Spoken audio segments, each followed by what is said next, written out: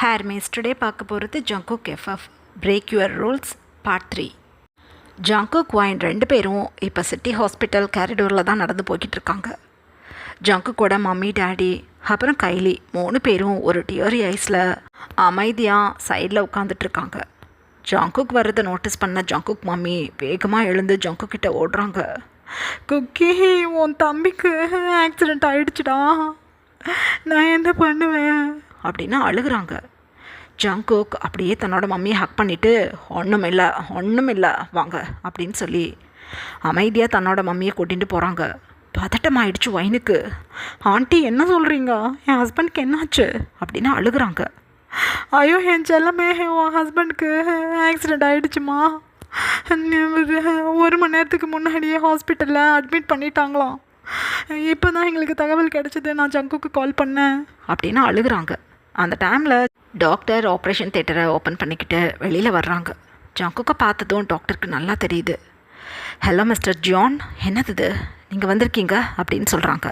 Hi doctor, என்னோட பிரதருக்கு இப்போ accident ஆகி வந்தாங்க. நேம் வந்து ஜான் ஜோன். எப்படி இருக்காங்க அப்படின்னு கேட்குறாங்க. அப்படியா, உங்கள் தம்பியா? அது மேஜர் ஆக்சிடெண்ட், காப்பாற்றியாச்சு, பயப்பட வேண்டாம். ஆனால் ஒரு 6 மந்த்துக்கு அவங்களால நடக்க முடியாது. நீஸில் பயங்கரமான அடி. ஸோ ஒரு 6 மந்த்துக்கு கண்டிப்பாக வேகமாக நடக்கவோ ஓடவோ கூடாது. முடிஞ்ச அளவுக்கு பெட் ரெஸ்ட் எடுக்கணும். பார்த்துக்கோங்க, ஒரு பிரச்சனையும் கிடையாது. ஒரு 1 வீக் ஹாஸ்பிட்டலில் ரெஸ்ட் எடுக்கட்டும், அதுக்கப்புறம் டிஸ்சார்ஜ் பண்ணிக்கலாம் அப்படின்னு சொல்லிவிட்டு டாக்டர் ஜங்குக்கு ஹேண்ட் ஷேக் பண்ணிவிட்டு அங்கேருந்து கிளம்பிட்டாங்க. அப்பா, கடவுளுக்கு நன்றி, என் புள்ள காப்பாற்றப்பட்டுட்டான். பயங்கரமான ஆக்சிடென்ட்டுன்ட்டாங்க நர்ஸெல்லாம், உயிரே போகணும் இருந்துச்சு எனக்கு அப்படின்னு சொல்கிறாங்க ஜங்குக் மம்மி. ஒன்றும் இல்லை, தம்பி தான் நல்லாயிட்டானே, ஃப்ரீயாக விடுங்க. ஹாஸ்பிட்டலில் இந்த மாதிரியெல்லாம் அழக்கூடாது. வார்டுக்கு ஷிஃப்ட் பண்ணதும் நம்ம போய் ரூமில் பார்க்கலாம் அப்படின்னு சொல்லிட்டு ஜங்குக் அப்படியே சாஞ்சு உட்காடுறாங்க சைடில் இருக்க டேபிளில். அப்படியே சைடாக திரும்பி வைனை தான் நோட்டீஸ் பண்ணுறாங்க. வைன் சத்தமே போடாமல் பயங்கரமாக அழுதுகிட்டு உட்காந்துட்ருக்காங்க. சைடில் அப்படியே கைலி நோட்டீஸ் பண்ணுறாங்க ஜங்குக். கைலி தேமி அழுதுட்ருக்காங்க. ஜோனுக்கு எதுவும் ஆனால் நான் என்ன பண்ணுறது பாவம் அப்படின்னு அழுகுறாங்க. ஜங்குக்கோட மம்மி டேடியை பொறுத்தளவு ஜோன் ஜங்குக் 2 பேருமே கைலிக்கு அத்தை பசங்க. ஸோ தன்னோட அத்தை பையனுக்கு பிரச்சனை ஆகிடுச்சின்னு அழுகிறதா தான் ஜங்குக்கோட மம்மி நினைக்கிறாங்க. வாயின் பயங்கரமாக அழுதுகிட்டு ஒன்றும் பண்ணாதில்ல அப்படின்னு தன்னோட அங்கிளை பார்த்து பேசிகிட்டு இருக்காங்க. மிஸ்டர் ஜியான், ஒன்றும் பண்ணாதம்மோ, இப்போ தான் கொஞ்சம் எனக்கு ஆறுதலாக இருக்குது. அதான் ஒன்றும் இல்லைன்னு சொல்லிட்டாங்களே, ஒரு 6 பெட் ரெஸ்ட் எடுக்கணும், சரியாயிடுமா, அழாத கண்ணு அப்படின்னு சொல்லி வைனோட டியர்ஸை வைப் பண்ணிவிட்டு வைனை அப்படியே சைடாக ஹக் பண்ணி உட்காந்துருக்காங்க ஜங்குக்கோட டேடி. ஜங்குக் அப்போ அப்படியே கீழே குனிஞ்சு தனக்கு தானே நினச்சிக்கிறாங்க. இப்போ உனக்கு நான் கொடுத்துருக்குது ட்ரைலர். இதுக்கப்புறம் என் பொண்டாட்டிக்கிட்ட நீ வந்த உனக்கு இருக்கு ஜோன். கண்டும் காணாமல் என் தம்பினுங்கிற ஒரே ஒரு எண்ணத்துக்காக நான் உன்னை கொல்லாமல் விட்டுட்டேன். ஆனால் ஒரு நாளும் இந்த கைலியை நான் சீந்த கூட மாட்டேன். எவ்வளவு தைரியம் இருந்தால் என் பின்னாடி அவள் எனக்கு சீட் பண்ணியிருப்பா. தம்பின்னு உன்னைய ஒரு வழி பண்ணிட்டேன், ஆனால் என் பொண்டாட்டி இருக்காளே, அவளை என்ன பண்ணணும்னு எனக்கு தெரியும். ஒரு நாளும் என்னோட லிட்டில் ஃபிங்கர் கூட அவளை டச் பண்ணாது. அதுதான் நான் அவளுக்கு கொடுக்குற தண்டனை அப்படின்னு ஜங்குக் தனக்கு தானே நினச்சிக்கிட்டு அமைதியாக உட்காந்துட்ருக்காங்க. இந்த மாதிரி ஒரு 1 மந்த் பாஸ் ஆகுது. ஜங்குக்கோட பிரதர் ஜோன் இப்போ வீட்டுக்கு ஷிஃப்ட் ஆகி ஸ்டிக் வச்சு நடக்கிற அளவுக்கு நல்லாவே டெவலப் ஆகியிருக்காங்க. இப்போ ப்ரெசண்ட்டில் வைன் ஜோனுக்கு குளிக்கிறதுக்காக பாத் டப் ரெடி பண்ணிவிட்டு, ஜோன் மாமா, உங்களுக்கு பாத் பண்ணுறதுக்கு நான் பாத் டப்லாம் ரெடி பண்ணிட்டேன், நீங்கள் போய் பாத் பண்ணுங்க அப்படின்னு சொல்கிறாங்க. ஜோன் அப்போ வைனை ஒரு கோல்டு ஃபேஸில் பார்த்துட்டு, இதெல்லாம் நல்லா தான் நீ பண்ணுற, எனக்கு எரிச்சலாக இருக்கும் உன்னைய பார்க்க. மேரேஜ் பண்ணி 15 டேஸ் தான் ஆச்சு உன்னைய, அதுக்குள்ளே ஆக்சிடெண்ட் ஆகி இந்த உட்காந்துட்டேன் 1 மந்த்தாக. இப்போ வரைக்கும் உன்னைய டச் பண்ண முடியல என்னால். இப்போ நானே விருப்பப்பட்டாலும் என்னால் முடியாது. அந்தளவுக்கு நீஸில் பெயின் இருக்கு எனக்கு. அழகாக இருந்து என்னடி புரோஜனம், நீ வெக்கம் கட்டவளே, எத்திப்போ முதல்ல. சீக்கிரம் உன்னோட இந்த இர்ரெகுலர் பீரியட்ஸை சரி பண்ணிக்கிட்டு நான் ரெக்கவர் ஆகும்போது நீ என் பெட்டில் இருக்கணும், புரியுதா அப்படின்னு அதட்டுறாங்க. வாயின் பிக்கு பிக்குன்னு முழிச்சுக்கிட்டு, புரியுது, உங்களுக்கு நான் பிரேக்ஃபாஸ்ட் எடுத்துகிட்டு வரவா அப்படின்னு கேட்குறாங்க. போ ஏதாவது எடுத்துகிட்டு வா அப்படின்னு சொல்லி ரொம்ப எரிச்சல் அடைகிறாங்க ஜோன். வாயினுக்கு அழுகையாக வருது. அமைதியாக வாயின் ரூம் டோரை வெளிப்பக்கமாக க்ளோஸ் பண்ணிவிட்டு வேகமாக டவுன் ஸ்டேர் போகிறாங்க. அந்த டைமில் ஜங்குக் வாயின் வர்றதை நோட்டீஸ் பண்ணிவிட்டு, டார்லிங் கைலி இங்கே வா, இன்றைக்கி நைட் நம்ம டின்னருக்கு போகலாம். டின்னர் போயிட்டு உனக்கு ஏதாவது ஜுவல்லரிஸ் பர்ச்சேஸ் பண்ணணும்னு நான் நினைக்கிறேன். டைமண்டில் வாங்கிக்கிறியா கோல்டில் வாங்கிக்கிறியா அப்படின்னு கேட்குறாங்க. அப்போ கைலி எனக்கு டைமண்டில் வேணும் அப்படின்னு சொல்கிறாங்க. சூப்பர், ஈவினிங் டிக்கா ரெடியாக இரு, நான் இப்போ ஆஃபீஸ் போயிட்டு சீக்கிரமே வந்துடுறேன், 2 பேரும் கிளம்பலாம் அப்படின்னு சொல்லிவிட்டு ஜங்குக் எழுந்து சைட் ஐஸில் வாயினை நோட்டீஸ் பண்ணிவிட்டு அமைதியாக கிளம்பிட்டாங்க. வாயினுக்கு என்ன பேசுகிறதுன்னு ஒன்றும் புரியல. மாமா எவ்வளோ அன்பாக இருக்காங்க அக்கா மேலே, ஆனால் எதுக்காக என்கிட்ட ஜோன் கோபப்படுறாங்கன்னு கூட எனக்கு தெரிய மாட்டேங்குது. என்ன பண்ணுறதுண்ணா? சரி, அவர் என் கூட ஹாப்பியாக இல்லை அப்படின்னு தான் என்கிட்ட கோபப்படுறாரு. அவர் கூட நான் ஹாப்பியாக இருந்துட்டேன், மாமா மாதிரியே ஜோனும் என் மேலே அன்பாகிடுவாங்க. என் அக்காவும் என்னோடய அக்கா ஹஸ்பண்டும் ஹாப்பியாக இருக்கிற மாதிரி நானும் என் ஜோன் மாமா கூட ஃப்யூச்சரில் ஹாப்பியாக இருப்பேன் அப்படின்னு தனக்கு தானே நினச்சிக்கிட்டு ஜோனுக்கு பிரேக்ஃபாஸ்ட் ரெடி பண்ணுறதுக்காக கிளம்பிட்டாங்க வாயின். இந்த மாதிரி எகெயின் ஒரு 1 மந்த் பாஸ் ஆகுது. இந்த 1 மந்தில் ஜங்குக் வாயினுக்கு முன்னாடி கைலியை ரொம்ப நல்லா பார்த்துக்கிற மாதிரி கவனிச்சுக்கிறாங்க. இதெல்லாம் பார்க்க வாயினுக்கு ஆரம்பத்தில் ஒன்றும் தோணியிருக்காது. ஆனால் வாயின் கூடவே இப்போ ஜோன் இருக்கும்போது வாயின் ரொம்ப நீட்டாக ப்ராப்பராக ட்ரெஸ் பண்ணிக்கிறாங்க. ரெவிலிங்காக எதுவுமே தெரியாது. ஸோ ஜோன் வாயினை பேட் டச் பண்ணுறது, 2வது வாயினை அப்படியே இழுத்து தான் லேப்பில் உட்கார வச்சு கிஸ் பண்ண ட்ரை பண்ணுறது, இப்படியெல்லாம் பண்ணுறாங்க. வாயினுக்கு இதெல்லாம் புதுசு.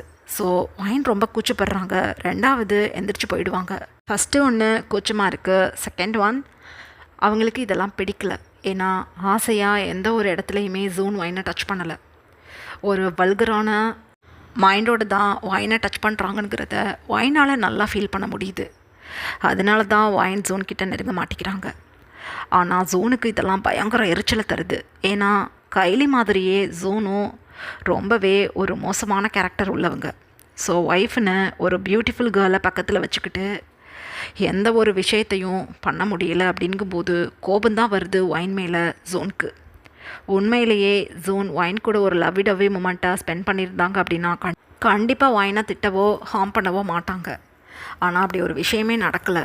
ஸோ ஒய்ஃப்னு பக்கத்தில் இருந்துக்கிட்டு கிட்டத்தட்ட 3 மந்த்ஸ் ஆகிடுச்சு மேரேஜ் ஆகி. ஆக்சிடெண்ட் வேறு ஆகி போயிடுச்சா, பயங்கர கடுப்பு. அந்த கடுப்பை தனக்கே தெரியாமல் வாயின் மேலே செலுத்திக்கிட்டு இருக்கோம் அப்படிங்கிறத ஃபீலே பண்ணாமல் வாயினை திட்டிக்கிட்டு இருக்காங்க. ஜோன் திட்ட வாயினுக்கு ஜங்குக் கைலி மேலே எவ்வளோ அன்பாக இருக்காங்க அப்படின்னு ஒரு ஏக்கத்தை உண்டு பண்ணுது. இதை பற்றி எந்த ஐடியாவும் இல்லை ஜோனுக்கு.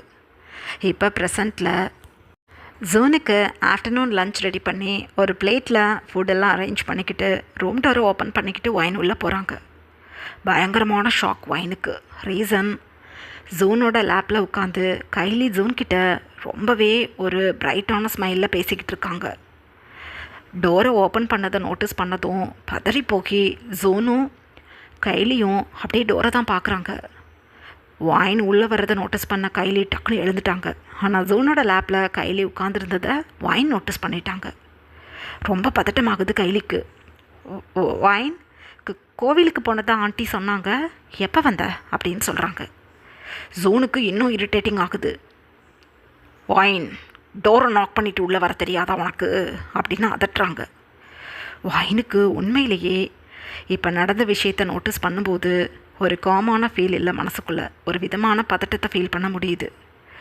என்னது இது, என்னைய இப்படி தான் ஜோன் மாமா உட்கார வச்சுருப்பாங்க லேப்பில், அதே மாதிரி என் அக்கா உட்காந்துருந்தாங்களே, என்னது இது அப்படின்னு தனக்கு தானே நினச்சிக்கிட்டு உண்மையிலேயே ஒரு பதட்டத்தோட எதுவும் பேச முடியாமல் ஜோன் கிட்டே போய் நிற்கிறாங்க. ஜோன் வாயின் ஹேண்ட்ஸில் வச்சுருந்த பிளேட்டை பிடிங்கி அப்படியே சைடில் எரிஞ்சிட்டாங்க. இன்னும் கஷ்டமாக இருக்குது வாயினுக்கு. மாமா, எதுக்கு மாமா தூக்கி போட்டிங்க அப்படின்னு கேட்குறாங்க. ஏய், இருட்டி உனக்கு வர்றேன் அப்படின்னு பெட்ல இருந்து மெதுவாக எழுந்து அப்படியே ஸ்டிக்கை வச்சுக்கிட்டு 2 ஸ்டெப் முன்னாடி வந்து ஒயினோட சீக்ஸில் ஓங்கி அடிச்சிட்டாங்க. தாங்க முடியலை அந்த பெயினை ஒயினுக்கு. அப்படியே சீக்ஸில் ஹேண்ட்ஸை வச்சுக்கிட்டு, எதுக்கு மாமா அடிச்சிங்க? நான் எந்த தப்பு பண்ணாமல் எதுக்காக தான் அடிக்கிறீங்க? அக்கா, நீங்கள் என் ஹஸ்பண்டோட லேப்பில் எதுக்காக உட்காந்துருந்தீங்க அப்படின்னு கேட்குறாங்க. கைலிக்கு தூக்கி வாரி போட்டுருச்சு. நான் உட்காரல, நான் ஜோன் மாமா எப்படி இருக்காங்கன்னு கேட்க கிட்ட வந்தேன். அப்போ ஸ்லிப் ஆகி அவங்க லேப்பில் உட்காந்துட்டேன், அதான் எந்திரிச்சிட்டேன் டக்குன்னு அப்படின்னு சொல்கிறாங்க. ஆனால் ஒயின் இதை நம்பலை. ரீசன், ஒயின் டோரை ஓப்பன் பண்ணிக்கிட்டு உள்ளே வரும்போது நல்லா சிரித்து பேசிகிட்டு இருந்திருப்பாங்க 2 பேரும். டோரை க்ளோஸ் பண்ணும்போது தான் அந்த சவுண்டு கேட்டு 2 பேரும் உஷாராயிருப்பாங்க. ஸோ ஒயின் எதுவுமே பேசலை. அக்கா போய் சொல்கிறாங்கன்னு தெரிஞ்சுக்கிட்டு அமைதியாக நின்றுட்டுருக்காங்க. அந்த டைமில் ஜோன், ஏய் இவன் என் அத்தை பொண்ணு, நீ அனாதை பொண்ணு, உனக்கு மம்மி டேடி கிடையாது, என்னோட அங்கிளும் ஆண்டியும் தான் உன்னைய தூக்கி வளர்த்துருக்காங்க. அப்படி இருக்கும்போது என் அத்தை பொண்ணு என் மடியில் உட்காந்தா அதுக்கு எதுக்குடி நீ ஜெலஸ் ஆகுற? உனக்கு தான் ஒரு துப்பும் கிடையாது என்னை ஹாப்பியாக வச்சுக்கணுன்னு. எரிச்சலாக இருக்கும் உன்னைய பார்க்க எனக்கு. எக்ஸ்ட்ரீம் நீ பியூட்டிஃபுல்லாக இருந்த அந்த ஒரே காரணத்துக்காக தான் உன்னை நான் மேரேஜ் பண்ணிக்கிட்டேன். இப்போ ஏன்டா உன்னை மேரேஜ் பண்ணிக்கிட்டேன்னு எனக்கு வருத்தமாக இருக்குது. வெட்டி போடி நீ முதல்ல, கிளம்புங்கிறது முதல்ல அப்படின்னு பயங்கரமாக திட்டுறாங்க. ஒயின் அப்படியே கையிலேயே நோட்டீஸ் பண்ணிவிட்டு தன்னோட டியாஸை வைப் பண்ணிக்கிட்டே வேகமாக வெளியில் போயிட்டாங்க. பயங்கரமான ஒரு அவமானம் ஒயினுக்கு. ஒயின் அப்படியே வந்து சைடில் இருக்க பால்கனியில் நின்றுட்டு பயங்கரமாக அழுகிறாங்க. கடவுளே, என்னது இது? என்னோட ஹஸ்பண்ட்க்கும் என் அக்காவுக்கும் ஏதோ ஏதோ இருக்கா? இல்லை நான் தப்பாக யோசிக்கிறேன்னா ஒன்றும் புரியலையே. என்னை அனாதை பொண்ணுன்னு சொல்கிறாரு, என் ஹஸ்பண்ட் என்னை சொல்லலாம் அந்த மாதிரி. என்னது இது? எனக்கு ஒரு மாதிரி இருக்குது, இங்கே இருக்கவே பிடிக்கல எனக்கு அப்படின்னு அழுகிறாங்க ஒயின். ஆனால் என்ன பண்ண முடியும், எங்கே தான் இருந்தாகணும். ஸோ எதுவுமே பண்ண முடியலை. உண்மையிலேயே ஒரு கூண்டுக்குள்ளே அடப்பட்டது போல் ஒயின் ஃபீல் பண்ணுறாங்க. இந்த மாதிரி ஒரு 2 months பாஸ் ஆகிடுச்சு. ஜோன் இப்போ எந்த ஒரு ஸ்டிக் ஹெல்ப்பும் இல்லாமல் தன்னால் நடக்க ஆரம்பிச்சிட்டாங்க. நல்லா ஃபிட் அண்ட் ஃபைனாக ஆகிட்டாங்க. ஜோன் ஒயின்கிட்ட இன்றைக்கி மார்னிங் ஆஃபீஸ் கிளம்பும் போதே சொல்லிட்டாங்க, ஒயின் இன்றைக்கி நைட் நான் வருவேன், நீனும் நானும் ஹாப்பி மூமெண்ட்டை ஸ்பெண்ட் பண்ணியே ஆகணும். அப்படி எதுவும் நடக்கலைன்னு வச்சுக்கோ, எனக்குன்னு ஒரு ஃபேஸ் இருக்குது, அதை நீ பார்த்துடுவ அப்படின்னு சொல்லிட்டு ஜோன் அமைதியாக கிளம்பிட்டாங்க. ஒயினுக்கு பதட்டமாக இருக்குது. ரீசன், ஒயினுக்கு இப்போ பீரியட்ஸ் கிடையாது, நார்மலாக இருக்காங்க. ஜங்குக் ஹாஸ்பிட்டலில் ஒயினை காட்டி இப்போ ஒயின் நல்லாவே ரெக்கவர் ஆகிட்டாங்க. ஆனாலும் ஜோன் இந்த மாதிரி சொல்லிட்டு போனதுனால பயங்கரமாக பதட்டப்படுறாங்க ஒயின். ஐயோ கடவுளே, நான் பீரியட்ஸ் ஆகி கிட்டத்தட்ட 1 month கிட்ட ஆகிடுச்சு, இன்றைக்கி நான் பீரியட் ஆகிடக்கூடாது, கடவுளை காப்பாற்றுங்க அப்படின்னு தனக்கு தானே நினச்சிக்கிட்டு அந்த ஃபுல் டேவும் பயங்கர ரெஸ்ட்லெஸ்ஸாக இருக்காங்க. உண்மையிலே பயப்படுறாங்க ஒயின். அந்த டைமில் ஜங்குக் கைலிக்கு கால் பண்ணி, இன்றைக்கி நைட் என்னால் வர முடியாது, ஸோ எனக்காக டின்னருக்கு வெயிட் பண்ண வேண்டாம் அப்படின்னு சொல்லிடுவாங்க. ரீசன் என்ன அப்படின்னா, ஜோனுக்கு எப்போ உடம்பு சரியில்லாமல் போனதோ அப்பையிலேருந்து கைலியோட ஃபோக்கஸ் முழுக்க ஜேகே கிட்ட தான் இருக்குது. ஜேகே ஒயினை ஜெலஸ் பண்ணுறதுக்காக கைலிக்கிட்ட ரொம்ப அன்பாக நடந்துக்கிறாங்க, நிறைய டைம் ஸ்பெண்ட் பண்ணுறாங்க. ஸோ கைலியை பொறுத்தளவு தன்னோட ஹஸ்பண்டுக்கு தன்னை ரொம்ப பிடிச்சிருக்கு. ஏதோ இந்த ஹாப்பி மூமெண்ட் மேலே அந்தளவுக்கு இன்ட்ரெஸ்ட் இல்லாமல் தான் தள்ளியிருக்காங்க போல். போக போக தான் வழிக்கு கொண்டு வந்துடலாம். 2வது ஜோனையும் ஒரு சைடில் நம்ம பார்த்துக்கலாம் அப்படின்னு நினச்சிக்கிட்டு ரொம்ப ஹாப்பியாக இருக்காங்க இந்த 4 months கைலி. இப்போ ப்ரெசண்ட்டில் ஒயின் இன்றைக்கி நைட் ஜோன் வந்து என்ன பண்ண போகிறாங்களோங்கிற பதட்டத்திலே இருக்காங்களா. அந்த டைமில் ஜங்குக்கோட மம்மி டேடி 2 பேரும் ரொம்ப குஷியாக ஒயின்கிட்ட வந்து, அம்மோ ஜங்குக், நானும் உன்னோட அங்கிளும் வேர்ல்டு டூர் போகிறதுக்காக டிக்கெட் ரெடி பண்ணியிருக்கான், இங்கே பாரு அப்படின்னு சொல்கிறாங்க. ஒயின் அந்த டிக்கெட்டை வாங்கி பார்த்துட்டு, ஒயின் வந்து 10th வரையும் தான் படிச்சிருப்பாங்க, அதுவும் கம்ப்ளீட் பண்ணலை, drop out. So first time flight டிக்கெட்டை பார்த்துட்டு ஒன்றும் புரியலை ஒயினுக்கு. இந்த டிக்கெட் இருந்தால் தான் நம்ம ஃப்ளைட்டில் போக முடியுமா அப்படின்னு கேட்குறாங்க.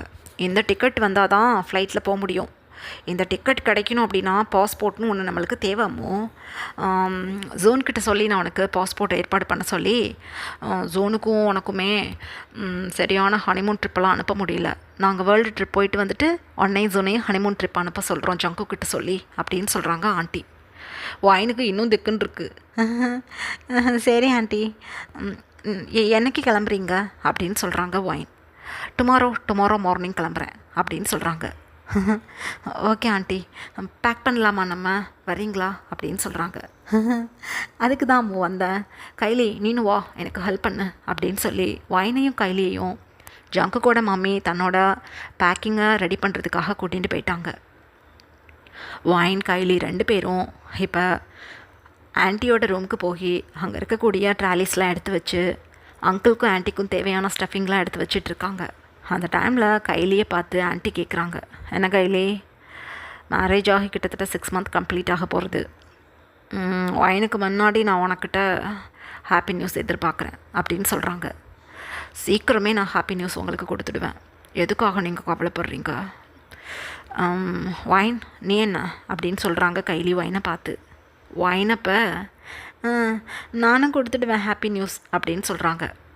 அந்த டைமில் ஜங்குக்கோட மம்மி ஒயினை பார்த்து, நீ கண்டிப்பாக எங்களுக்கு ஹாப்பி நியூஸ் கொடுக்கணும், உனக்கு மட்டும் குழந்த பிறந்துடுச்சு, உன்னோட எல்லா சொத்தும் உன் குழந்தைக்கு வந்துடும் அப்படின்னு சொல்கிறாங்க. ஒயினுக்கு ஒன்றுமே புரியல. நானே மம்மி டேடி இல்லாமல் யாரும் என்னை கூட்டிகிட்டு போவாங்கன்னு தெரியாமல் அழுதுகிட்டு இருந்தேனா, என்னை பார்த்து பாவப்பட்டு கிம் டேடியும் மம்மியும் என்னை கூட்டிகிட்டு போய் வளர்த்துருக்காங்க, அப்படி இருக்கும்போது எனக்கு எது சொத்து அப்படின்னு ஒயின் எதுவும் சொல்லிக்காமல் மனசுக்குள்ளேயே நினச்சிக்கிட்டு, எனக்கு சொத்தெல்லாம் பெருசாக ஒன்றும் இல்லைங்க ஆண்டி அப்படின்னு சொல்கிறாங்க. சொத்து இல்லையா, ஐயோ உன்னோட டேடி மிஸ்டர் கிம் இருக்காரே அப்படின்னு சொத்து பத்துக்களை பற்றி சொல்லலான்னு மவுத்தை ஓப்பன் பண்ணும்போதே ஒயினுக்கு எதுவும் தெரியாது இல்லையா, ஸோ ஆண்டி எதுவும் தெரியப்படுத்திடக்கூடாதுன்னு கைலி உடனே இன்ட்ரோப் ஆகி, ஆண்டி அதை பற்றி அப்புறம் பேசிக்கலாம், ஸ்டஃபிங்லாம் எடுத்து வச்சுக்கிட்டு இருக்கோம், நீங்கள் எதை எடுத்து வைக்கணும் எதை எடுத்து வைக்க வேணான்னு சொல்லுவீங்கன்னு பார்த்தா தேவையில்லாமல் கண்டதை பற்றி பேசிக்கிட்டு ரெடி பண்ணுங்க ஆண்டி அப்படின்னு சமாளிச்சிட்டாங்க கைலி. ஒயின் எதுவுமே பேசலை, அமைதியாக ஆண்டியோட சாரீஸ்லாம் எடுத்து மடித்து வச்சிட்ருக்காங்க. இப்படியே டைம் பாஸ் ஆகுது. ஒயின் இப்போ ரொம்ப பதட்டத்தோட தன்னோட பெட்ரூமில் உட்காந்துட்ருக்காங்க. ஒரு நைட்டி தான் வேர் பண்ணியிருப்பாங்க ஒயின். ஜோனுக்கு ஜங்குக்கு இப்போ நிறைய ஒர்க் கொடுத்துருப்பாங்க. ஸோ முடிச்சுட்டு வர்றதுக்கு நைட் 8 o'clock ஆகிருக்கும். ஜோன் ஒயின் கூட ஒரு ஹாப்பி மூமெண்ட்டை ஸ்பெண்ட் பண்ணணும் அப்படின்னு சொல்லிட்டு ஒயினை ரெடியாக ரூமில் நான் ஆஃபீஸ்லேயே டின்னர் முடிச்சுட்டு வந்துடுறேன் அப்படின்னு சொல்லியிருப்பாங்க. ஸோ பதட்டமாக ஒயின் உட்காந்துட்ருக்காங்க. ஜோன் இப்போ ரூம் டோரை ஓப்பன் பண்ணிக்கிட்டு அமைதியாக உள்ளே வந்து நிற்கிறாங்க. ஒயின் ஒரு நைட்டி வியர் பண்ணி உட்காந்துருக்கதை பார்த்துட்டு ஒரு ஹாப்பியான ஃபேஸில் ஒயினா அப்படின்னு ரொம்ப சந்தோஷமாக ஒயின்கிட்ட வந்து நிற்கிறாங்க. ஒயினப்போ ஜோனை பார்த்து, மாமா வாங்க மாமா அப்படின்னு சொல்கிறாங்க. ஜோன் அப்படியே ஒயினோட சீக்ஸை கப் பண்ணி ஒயினை பார்த்து, ரெடியா அப்படின்னு கேட்குறாங்க. ஒயினப்போ பிக்கு பிக்குன்னு முழிச்சுக்கிட்டு, மாமா அடிக்காதீங்க, நான் பீரியட்ஸ் அப்படின்னு சொல்கிறாங்க ஒயின். அவ்வளோதான், வாங்கி ஒரு ஸ்லாப் அப்படியே சைடில் விழுந்துட்டாங்க ஒயின். பயங்கரமான அடி ஹிப்பில். மாமா எதுக்கு அடிச்சிங்க, வலிக்குது அப்படின்னு அழுகுறாங்க. அடிக்காமல் மார்னிங் என்னடி சொன்னேன், ஒரு பிரச்சனையும் இல்லைன்னு சொன்னியே, இப்போ என்னது உண்மையிலே சொல்கிறியா இல்லை போய் சொல்கிறியா, எழுந்திரி நான் உன்னை செக் பண்ணணும் அப்படின்னு கத்துறாங்க.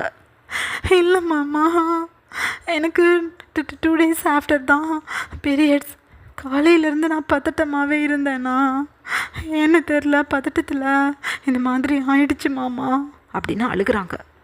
ஹஸ்பண்ட் கூட ஒன்றா இருக்க உனக்கு என்ன பதட்டம், எழுந்திரி அப்படின்னு ஹேரை பிடிச்சி தூக்குறாங்க.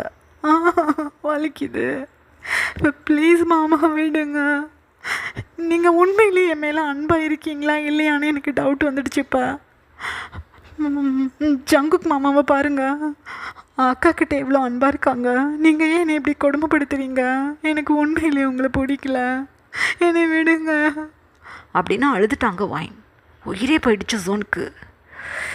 ஏய், என்னைய அண்ணா கூட கம்பேர் பண்ணுறியா நீ, அசிங்கம் பிடிச்சவளே, உன்னை நல்ல பொண்ணு நான் நினச்சிக்கிட்டு இருந்தா என் அண்ணாவை பார்த்து நீ சைட் அடிச்சுக்கிட்டு இருக்கியாடி.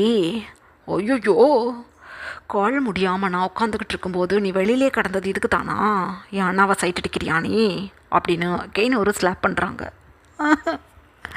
இல்லை இல்லை மாமா, நான் பார்த்தேன், அக்காவை திட்டுறதே இல்லை மாமா, நல்லா அன்பாக பார்த்துக்கிறாங்க, அதனால தான் அப்படி சொன்னேன். நான் தப்பாக சொல்லியிருந்தா மன்னிச்சுக்கோங்க. நிஜமாலே நான் பீரியட்ஸ் தான் அப்படின்னு அழுகுறாங்க. எட்டி போடி முதல்ல என்கிட்ட வராத. ஐயோ, உன் கூட ஒரு ஹாப்பி லைஃப்பை லீட் பண்ணணும்னு ஆசையாக உன்னை மேரேஜ் பண்ணா தண்டத்துக்கு வந்து நீ உட்காந்துக்கிட்டு என்னை தொந்தரவு பண்ணிக்கிட்டு இருக்க. என்கிட்டயே வராத ஒரு 5 டேஸ்க்கு அப்படின்னு சொல்லிட்டு ஜோன் வேகமாக நைட் ட்ரெஸ் எடுத்துக்கிட்டு அப்படியே ரெஸ்ட் ரூம்குள்ளே போயிட்டாங்க. வாயினுக்கு ரொம்ப பதட்டமாக இருக்குது. அப்படியே தன்னோட சீக்ஸை ரப் பண்ணிக்கிட்டே, இவர் கூட நான் இருக்க மாட்டேன், இவர் கெட்டவராக இருக்கார், எப்போ பார்த்தாலும் என் கூட ஒன்றா இருக்கணுங்கிறதுலையே குறியாக இருக்கார், ஒருவேளை இவருக்கு என்னை பிடிக்காமல் போயிடுச்சு, ஃப்யூச்சரில் நான் என்னை விட்டுட்டு இவர் போயிடுவாரா, இப்படிப்பட்ட ஒரு மைண்ட் கேப்பபிலிட்டி இருக்கிறவர்கிட்ட நான் இருக்க மாட்டேன், நான் யாருக்கிட்ட இதை சொல்கிறது, எனக்கு பயமாக இருக்குது, இவர் கூட இருக்க மாட்டேன்னு சொன்னால் நான் எங்கே போவேன், நான் மேரேஜ் ஆன பொண்ணு, என் மம்மி டாடி என்னை சேர்த்துக்குவாங்களான்னு தெரியலையே, எனக்குன்னு வீடோ இல்லை வேறு எதுவுமே இல்லையே, நான் என்ன பண்ணுறது அப்படின்னு பயங்கரமாக அழுகிறாங்க வாயின். இப்படியே டைம் பாஸ் ஆகுது. வாயின் மட்டும் அமைதியாக தூங்கிட்டு இருக்காங்க அவங்க பெட்டில். ஜோன் இன்னைக்கு ஜங்குக் வீட்டுக்கு வரமாட்டாங்க அப்படின்னு கைலியோட ரூமுக்கு கிளம்பிட்டாங்க. ஆனால் ஜோனோட பேட் லக், ஜோன் கைலி 2 பேரும் இப்போ மிட் நைட் போல் ஒரு ஹாட்டான மேக்கவுட் செக்ஷனில் இருக்காங்க. ஜங்குக் ஏன்னு தெரியல வீட்டுக்கு போகணுங்கிற ஒரு நினப்பு வந்திருக்கும். ஸோ ஆஃபீஸ்லேருந்து வீட்டுக்கு வந்துட்டாங்க. ஜங்குக் வீட்டுக்குள்ளே வந்து அப்ஸ்டேர்ஸில் போய்கிட்டு இருக்கும்போதே வாயினோட டோர் லைட்டாக ஓப்பனாக இருக்கிறத நோட்டீஸ் பண்ணிட்டாங்க. என்னது இது, வாயினோட ரூம் ஓப்பனில் இருக்குது, லைட் எரிஞ்சுக்கிட்டு இருக்கு. அப்போ ஜோன் உள்ளே இல்லை, எங்கே போனான் அப்படின்னு தனக்கு தானே நினச்சிக்கிட்டு அமைதியாக இப்போ தன்னோட ரூம் கிட்ட போய் மெதுவாக தன்னோட இயர்ஸை ரூம் டோர்கிட்ட வச்சு பார்க்குறாங்க. புரிஞ்சு போச்சு ஜங்குக்கு உள்ளே என்ன நடக்குது அப்படின்னு. ஜங்குக் அப்படியே தன்னோட ஃபிஸ்ட்டை டைட்டாக க்ரிப் பண்ணிவிட்டு, ஜோனுக்கும் என் பொண்டாட்டிக்கும் இதுக்கப்புறம் மெர்சியே எனக்கிட்ட இருந்து கிடைக்காது. ஜோன், உண்மையிலே சொல்கிறேன், மில்கை விட பியூரான ஒரு பொண்ணை மேரேஜ் பண்ணி வச்சுக்கிட்டு அவளை சீட் பண்ணிக்கிட்டு இருக்கியா? இதுக்கப்புறம் இருக்குடா உனக்கு. ஹே கைலி, உனக்கும் இரு. உன்னைய நான் எதுவுமே பண்ணாமல் விட்டு வச்சனால தான் அகைன் இந்த தப்பை நீ பண்ணிக்கிட்டு இருக்க. இதுக்கப்புறம் உனக்கு இருக்குடி அப்படின்னு ஜங்குக் அமைதியாக அப்படியே வந்தது போலயே யாருக்கும் தெரியாத மாதிரி எகெயின் தன்னோட கார் எடுத்துக்கிட்டு ஆஃபீஸ் கிளம்பிட்டாங்க. இந்த மாதிரி ஒரு 2 days பாஸ் ஆகுது. நல்லாவே ஒரு நைட் டைம் இது. அங்கிள் ஆண்டி 2 பேரும் இப்போ வேர்ல்ட் டூர் கிளம்புனதுனால வீட்டில் யாரும் இல்லை. மெய்ட்ஸ் கூட குவார்ட்டர்ஸ்க்கு கிளம்பிட்டாங்க. ஸோ வைன் வந்து இப்போ 3 daysல இருக்கனால வைன் மட்டும் தான் அவங்க ரூமில் தூங்குறாங்க. ஜோன் வைனை ஏமாற்றி நல்லா பழக்கம் கண்டதுனால வைனை அழகாக ரூமில் விட்டுட்டு கைலியோட ரூமுக்கு வந்துட்டாங்க. ஜங்குக் ஆஃபீஸ்லேருந்து ஒரு 11 o'clock போல் தன்னோட வீட்டுக்கு வந்து ரூமோட பார்க்கீஸை போட்டு அழகாக ரூம் டோரை ஓப்பன் பண்ணி விட்டுட்டு எகெயின் தன்னோட கார்டன் சைடு போய் நின்றுக்கிட்டு வைனுக்கு கால் பண்ணுறாங்க. வைன் நல்லாவே ஒரு டீப் ஸ்லீப்பில் இருந்திருப்பாங்க இப்போ. ஏன்னா டே ஃபுல்லாக ஸ்டமக் பெயினில் அவதிப்பட்டிருப்பாங்க. இப்போ தான் தூங்கியிருப்பாங்க. ஸோ இந்த டைமில் கால் வந்ததும் ஃபோன் எடுத்து பார்க்குறாங்க. ஜங்குக் மாமான்னு போட்டிருக்கு. உடனே ஃபோன் அட்டன் பண்ணி, மாமா சொல்லுங்க அப்படின்னு சொல்கிறாங்க. வைனா, எனக்கு ஒரு ஹெல்ப் வைனா அப்படின்னு சொல்கிறாங்க. என்னங்க மாமா அப்படின்னு கேட்குறாங்க. ஒன்றுமில்லை வைனா, அது வந்து என்னோட ஒரு முக்கியமான ஃபைல் வந்து என் ரூமில் இருக்குது. உன்னோட சிஸ்டருக்கு கால் பண்ணிகிட்டே இருக்கேன், அவன் எடுக்கலை. ப்ளீஸ் நீ என்னோட ரூமில் உன்னோட சிஸ்டர்கிட்ட சொல்லி ஒரு பிங்க் கலர் ஃபைல் டீபாய் சைட்லேயே இருக்கும். ஐ மீன் ரூம்குள்ளே போனதுமே சைடில் இருக்கக்கூடிய டேபிளில் பிங்க் கலர் ஃபைல் இருக்குது.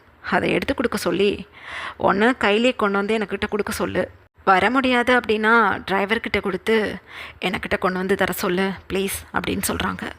ஓகேங்க மாமா, நான் ஏதோ போய் சொல்லிடுறேன் அக்காட்ட அப்படின்னு ஃபோனை கட் பண்ணிவிட்டு வாயின் டக்குன்னு எழுந்து இப்போ கைலியோட ரூம் கிட்ட தான் போகிறாங்க. உள்ளுக்குள்ளே எந்த மாதிரி ஒரு மொமெண்ட்டில் இருக்காங்க கைலியும் ஜோனுங்கிறது வைனுக்கு தெரியாது. வைன் வந்து ரூம் கிட்ட போகும்போதே ரூம் டோரை தான் ஜங்குக்கு ஓப்பன் பண்ணி விட்டுட்டு தான் கார்டனில் போய் நின்று ஃபோன் பண்ணியிருப்பாங்களா. நாக் பண்ணலான்னு வைன் டோர் கிட்ட போனவங்க ரூம் டோர் ஓப்பனில் இருக்குது, ஐ மீன் நல்ல லைட்டிங்கோடு இருக்குது, அதனால் உள்ளே ஏதோ வேலை பார்த்துட்ருக்காங்க அக்கா தூங்கலை அப்படின்னு சொல்லிட்டு ரூம் டோரை ஓப்பன் பண்ணி உள்ளே போயிட்டாங்க. அவ்வளவுதான், பயங்கரமான ஷாக் வைனுக்கு. ஜோனும் கைலியும் ஒரு நேக்கடான போஸ்டில் பயங்கரமான ஒரு ஹாட் செக்ஷனில் இருக்காங்க. வைனுக்கு சோலே லெஃப்ட் ஆன மாதிரி இருக்குது, பதட்டம் ஆயிடுச்சு. ஆனால் ஜோனும் கைலியும் வைனை நோட்டீஸ் பண்ணலை. ஏன்னா வீட்டில் யாருமே இல்லை, வைன் அவங்க ரூமில் எப்போதும் போல் தூங்கிக்கிட்டு இருப்பாங்கன்னு ரொம்ப அசால்ட்டாக இருக்காங்க ரெண்டு பேரும். அப்படியே வாலில் சாஞ்சு அந்த சைட் திரும்பிக்கிட்டாங்க வைன். பயங்கரமான சவுண்ட் கேட்குது வைனுக்கு. வைனுக்கு உண்மையிலேயே த்ரோட்டெல்லாம் அப்படியே அடைச்சி போயிடுச்சு, ப்ரீத் பண்ண கூட சிரமப்படுறாங்க. அந்த டைமில் ஆப்போசிட்டில் பிங்க் கலர் ஃபைல் இருக்கிறத நோட்டீஸ் பண்ணிட்டாங்க வைன். எதுவுமே பேசாமல் எந்த சவுண்டும் கொடுக்காம அந்த ஃபைலை மட்டும் எடுத்துக்கிட்டு வைன் வந்த தடையும் கூட இல்லாமல் அமைதியாக அந்த ரூமை விட்டு வெளியில் போகி குடுன்னு தன்னோட ரூமுக்கு ஓடி போயிட்டாங்க. பயங்கரமான அழுக வருது வைனுக்கு. அப்படியே தன்னோட மவுத்தை க்ளோஸ் பண்ணிக்கிட்டு தன்னோட ரூம்குள்ளே வந்து ரூம் டோரை உள்பக்கமாக லாக் பண்ணிவிட்டு அப்படியே டோரில் சாஞ்சு பயங்கரமாக கத்தி அழுகிறாங்க வைன். நான் ரொம்ப நல்லவர்னு நினச்சேன் இந்த ஜூன் மாமாவை மேரேஜ் பண்ணும்போது. நாள் ஆக ஆக அவர் மேலே எனக்கு டவுட் வந்தது. இருந்தாலும் என் மேலே இருக்க பெரியத்துலேயும் ஆசையிலையும் கோபப்படுறாருன்னு நான் நினச்சிக்கிட்டேன். சீ, இவ்வளோ கேவலமான ஆளா அந்த ஆள், என்னோட அக்கா. ஐயோ பாவம் ஜங்குக் மாமா, எவ்வளோ நல்லவங்க. என் கண்ணு முன்னாடி எந்த அளவுக்கு அவர் அன்பாக இருந்தார் அக்கா கிட்டங்கிறத நான் பார்த்துருக்கேன். அந்த மாமாவை என் அக்கா சீட் பண்ணுறாங்களா, அதுவும் தங்கச்சி ஹஸ்பண்ட் கூட. ஒரு நாளும் இந்த அக்காவை நான் மன்னிக்க மாட்டேன், இந்த ஜோனையும் நான் மன்னிக்க மாட்டேன். என் லைஃபையே கெடுத்துட்டான் அந்த ஜோன். பாவம் ஜங்குக் மாமா பாவம். ஐயோ நான் என்ன பண்ணுவேன் அப்படின்னு பயங்கரமாக அழுதுகிட்டு உட்காந்துட்ருக்காங்க. அந்த டைமில் ஜங்குக் அகெயின் வைனுக்கு கால் பண்ணுறாங்க. வைன் தன்னோட செல்ஃபோன் ரிங் ஆகிறத நோட்டீஸ் பண்ணிவிட்டு வேகமாக தன்னோட பெட்டுக்கிட்ட போய் சைடில் இருக்க டேபிளில் தன்னோட செல்ஃபோனை வச்சுருப்பாங்க. செல்ஃபோனை டக்குன்னு எடுத்து அட்டன் பண்ணி தன்னோட டியர்ஸ் எல்லாம் வைப் பண்ணிக்கிட்டே, மாமா ஃபைல் வேணுமாங்க மாமா அப்படின்னு கேட்குறாங்க.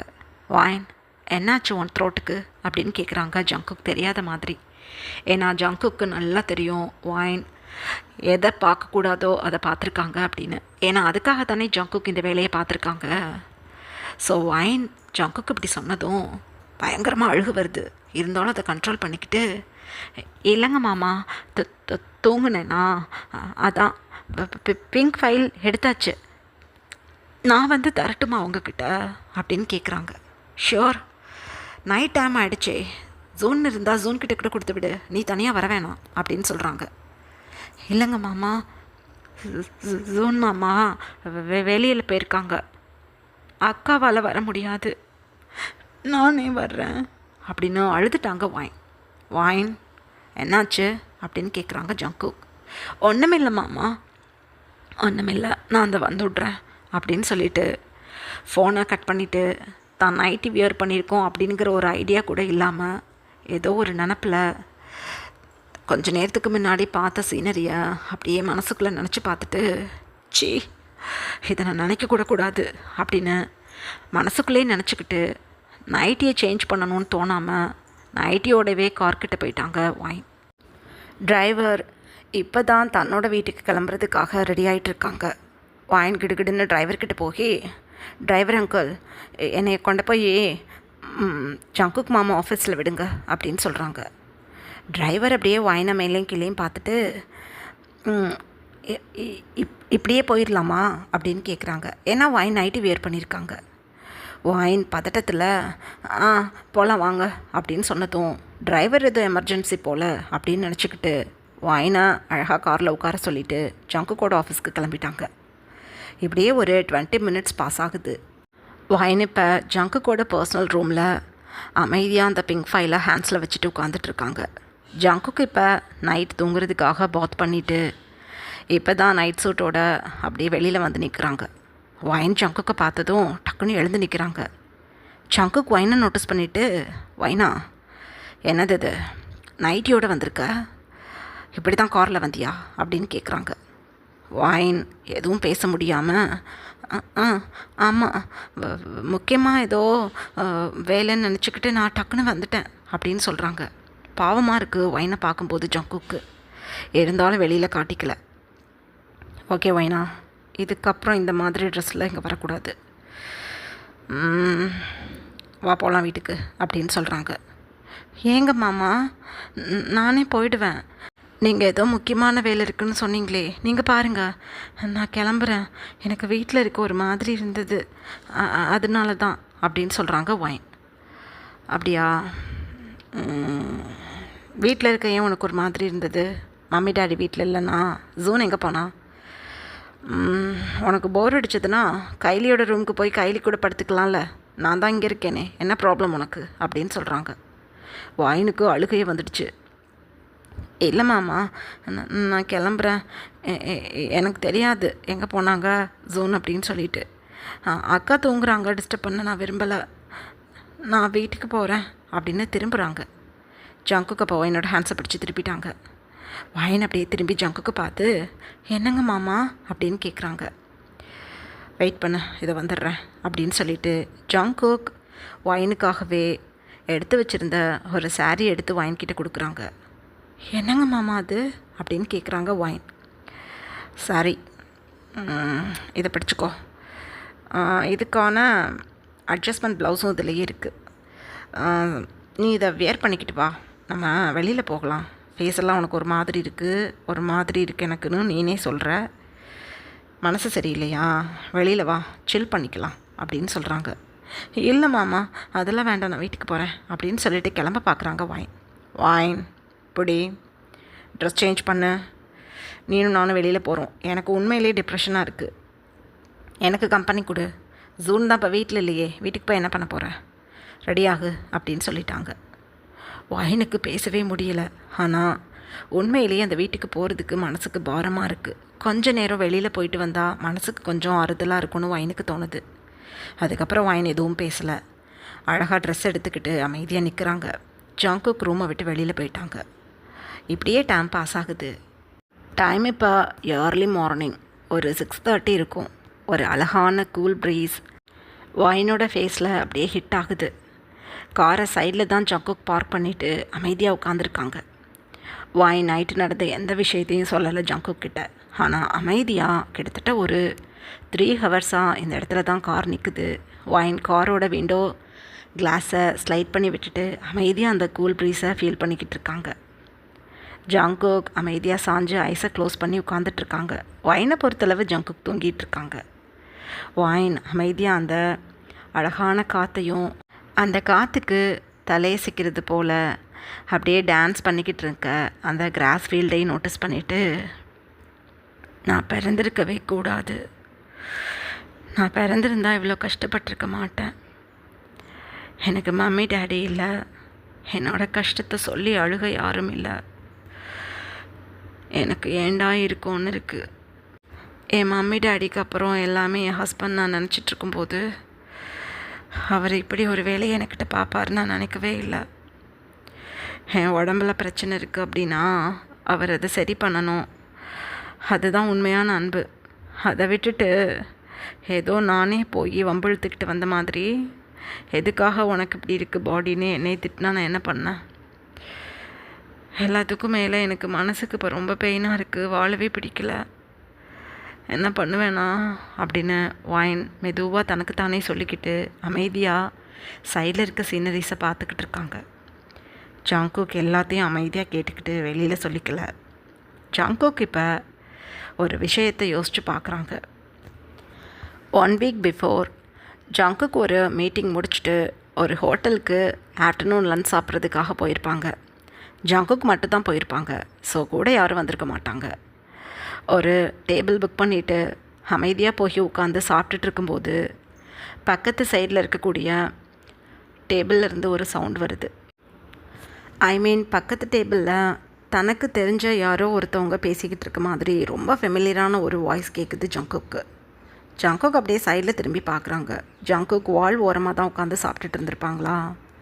ஸோ ஜங்குக்கோட டேபிளில் ஜங்குக் மட்டும் தான் உட்காந்துருக்காங்க. மற்ற சேர்ஸ் எல்லாம் ஃப்ரீயாக தான் இருக்குது. ஸோ கொஞ்சம் தள்ளி இருக்குது மற்றவங்களோட டேபிள். அங்கே பேசிக்கிறது நல்லா கேட்குது ஜங்குக்கு. யாரும் கிடையாது, ஜங்குக்கோட மம்மி டாடி கைலியோட மம்மி டாடி தான் உட்காந்து பேசிகிட்டு இருக்காங்க. ஜங்குக் தன்னோட மம்மி டாடியையும் அங்கிள் ஆண்டியையும் பார்த்ததும் கூப்பிடலான்னு ஹேண்ட்ஸை காட்ட பார்க்குறாங்க. அந்த டைமில் ஜங்குக்கோட மம்மி சொல்கிறாங்க, ரொம்ப வருஷம் குழந்தை இல்லாமல் ஜங்குக்கு அடாப்ட் பண்ணி நாங்கள் வளர்த்தோம். அப்போ கூட நீனும் உன் பொண்டாட்டி எங்களுக்கு ஹெல்ப் பண்ண கிடையாது. ஜங்குக் வந்த நேரம் ஜங்குக்கு 6 வயசு இருக்கும்போது நான் கன்சீவ் ஆகி என் ஜூன் பிறந்தான். என்ன தான் நான் ஜங்குக் மேலேயும் ஜூன் மேலேயும் அன்பாக இருந்தாலும் ஜூன் தான் என்னோட பையன். ஜங்குக் யார் பெற்ற பிள்ளையோ எங்களுக்காக உயிரை கொடுத்து இப்போ வரைக்கும் கஷ்டப்பட்டு எங்களை வளமாக வாழ வச்சுக்கிட்டு இருக்கான். அப்படி இருக்கும்போது உன்னோட பொண்ணை என்னோட பையனுக்கு மேரேஜ் பண்ணி நான் வச்சேன்னா என் பையன் புரியாதவன், அவன் கூட உன் பொண்ணு ஒன்று மண்ணா இருக்கலாமா? இது ஜங்குக்கு தெரிஞ்சால் எவ்வளோ பெரிய பிரச்சனையாகும். உன் பொண்ணையும் என் பையனையும் என்னால் கண்டிக்க முடியாது. ரெண்டுமே அறக்கண் பிடிச்சதுங்க. ரெண்டாவது, ஒயினுக்கு இந்த விஷயம் தெரிஞ்சால் என்ன ஆகும்? உன் பொண்ணை கூப்பிட்டு கண்டி சொல்லிட்டேன்.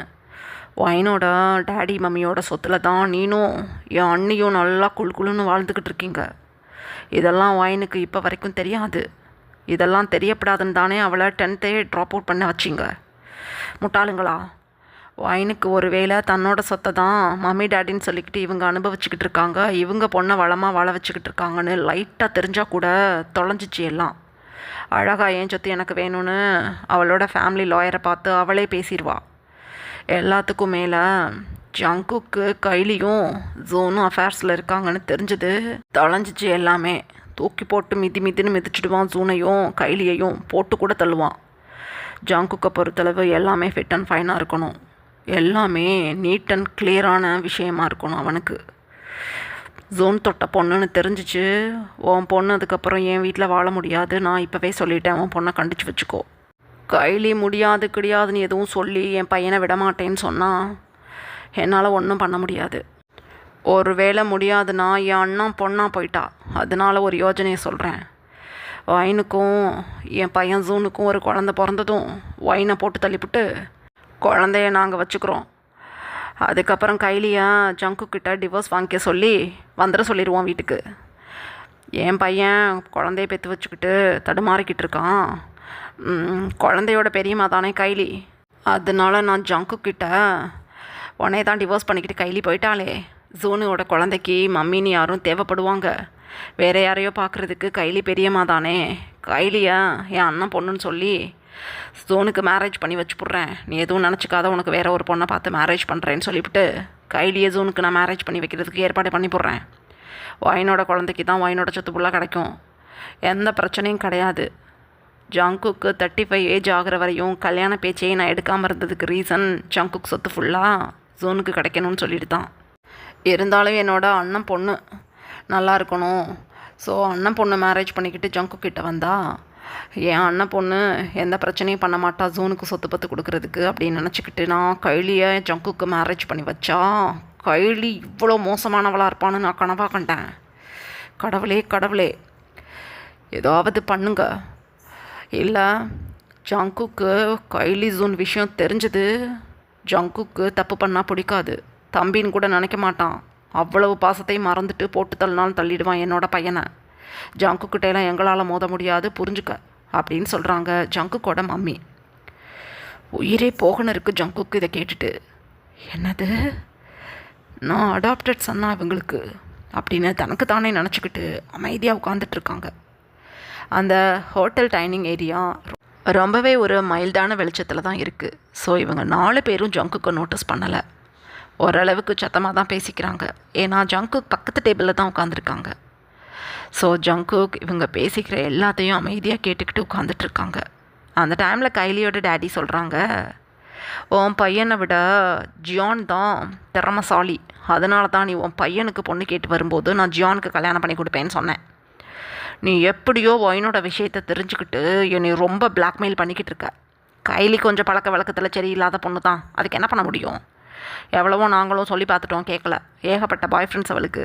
அதனால் ஜூனை பக்கத்தில் வச்சுக்கிட்டு அவன் கூட பேசக்கூடாது பண்ணக்கூடாதுன்னு சொன்னால் என் பொண்ணு கேட்க மாட்டான். மேற்கொண்டு எங்கள்கிட்ட தான் கற்றுவா. அதனால் நீ ரெண்டாவதாக சொன்னியே வைனுக்கும் ஜூனுக்கும் குழந்த பிறந்ததும் வைனை போட்டு தள்ளிவிட்டு ஜங்கு கூட கைலிக்கும் டிவோர்ஸ் ஏற்பாடு பண்ணி விட்டுவிட்டு டிவோர்ஸ் ஆகி ஒரு 6 மந்த் 4 மந்தில் வைன் செத்து போயிட்டா. வைனோட குழந்தைய பார்த்துக்கிறதுக்கு ஜூனுக்கு கையிலேயே கல்யாணம் பண்ணி வைக்கலாம் அப்படிங்கிற மாதிரி ஏதாவது குட்டிகளட்டா பண்ணி ஜூனுக்கும் கைலிக்கும் மேரேஜ் பண்ணி வச்சுப்பிடலாம். வைனோட குழந்தைக்கு சொத்து ஃபுல்லாக போயிடும், ஜூனுக்கு எந்த பிரச்சனையும் இல்லை. அப்புறம் என்ன, கைலியும் ஜூனும் அவங்களுக்கு ஒரு குழந்தைய பெற்றுக்கிட்டு ஹாப்பி லைஃப்பை லீட் பண்ணட்டும். ஜங்குக்கு அதுக்கப்புறம் மேரேஜ்னு ஒன்று பண்ணவே மாட்டான். அவன் சரியான ஒர்க்கஹாலிக் பர்சன். 35 ஏஜில் தான் ஃபஸ்ட்டு மேரேஜே நடந்திருக்கு. செகண்ட் மேரேஜுக்கு எங்கே போகிறது? காலம் ஃபுல்லாக நம்ம பிள்ளைங்களுக்கு சம்பாரிச்சு போட்டுக்கிட்டு ஜங்குக்கு பாட்டுக்கு அவன் லைஃப்பை லீட் பண்ணிக்கிட்டு தெரியட்டும். அவனை தூக்கி வளர்த்துருக்கோம்ல, அதுக்கு நன்றி விசுவாசமாக அவன் இருக்கணும்ல, அதனால் அவன் கல்யாண வாழ்க்கையை சாக்ரிஃபைஸ் பண்ணட்டும் அப்படின்னு சொல்கிறாங்க கைலியோட டேடி. இது எல்லாத்தையும் ஜங்குக்கு அமைதியாக கேட்டுக்கிட்டு எதுவுமே ரியாக்ட் பண்ணாமல் கம்முன்னு உட்காந்துட்டாங்க. இப்படியே டைம் பாஸ் ஆகுது. இந்த 4 பேரும் அழகாக சாப்பிட்டுக்கிட்டே அவங்களோட பிளானெல்லாம் மாற்றி மாற்றி சொல்லிக்கிட்டு அமைதியாக எழுந்து கிளம்பிட்டாங்க. கிட்டத்தட்ட 2 ஹவர்ஸ் கிட்ட ஜங்குக் அப்படியே உட்காந்து இதெல்லாம் கேட்டுக்கிட்டு தன்னோட மம்மி டாடின்னு நினச்சிக்கிட்டு இருந்தவங்க ஜூனோட மம்மி டாடி அப்படிங்கிறத கிறிஸ்டல் கிளியராக புரிஞ்சுக்கிட்டாங்க. இங்கே நடந்த அத்தனை விஷயத்தையும் 1 வீக் முன்னாடி ஜங்குக் நேரடியாக பார்த்து தெரிஞ்சுக்கிட்டு இப்போ ப்ரெசண்ட்டில் அமைதியாக ஐஸை க்ளோஸ் பண்ணி உட்காந்துருக்காங்க. வைனப்போ ஜங்குக் பக்கம் திரும்பி, மாமா மாமா வெளிச்சம் வந்துடுச்சு, நம்ம வீட்டுக்கு போகலாமா அப்படின்னு கேட்குறாங்க. ஜங்குக் தூங்குற மாதிரி தான் ப்ரிட்டன் பண்ணி படுத்துருப்பாங்களா? டக்குன்னு ஐஸை ஓப்பன் பண்ணி அப்படியே சைடில் திரும்பி வைனை பார்த்து, போகலாம் வைன், உனக்கு இப்போ எப்படி இருக்குது, மைண்டுக்கு ரெஃப்ரெஷ்ஷாக இருக்கா அப்படின்னு கேட்குறாங்க. ரெஃப்ரெஷ்ஷாக இருக்குங்க மாமா, போகலாம் அப்படின்னு சொல்லிட்டாங்க. இதுக்கப்புறம் என்ன நடந்ததுன்னு நெக்ஸ்ட் பார்ட்டில் பார்க்கலாம். Bye armies.